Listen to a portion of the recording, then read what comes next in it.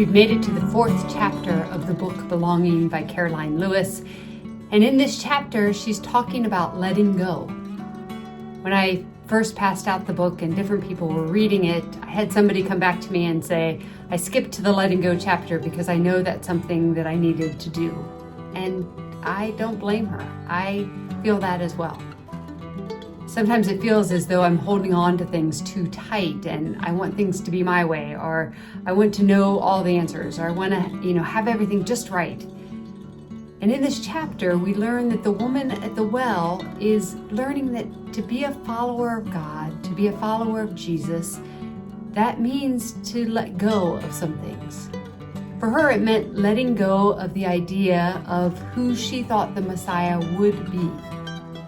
It also meant letting go of her doubt and of her fear.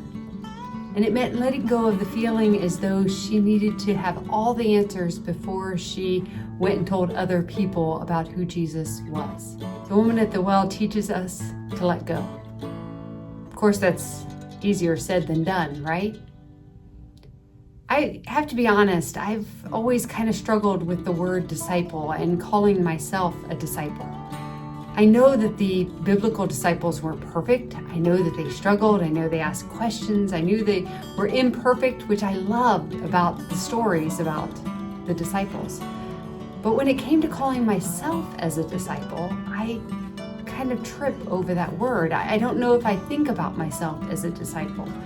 I have to admit that sometimes I think to use that word means that I have all the answers, or I've got everything together, or I know just the right words to say and the right prayers to pray to get people to follow Jesus.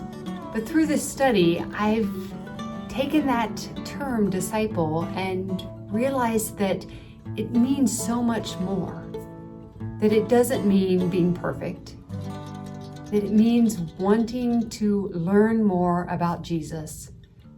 Opening ourselves up to the things that Jesus can do in our lives. Being a disciple means learning and asking questions and trusting God and letting go of the fear of being all in.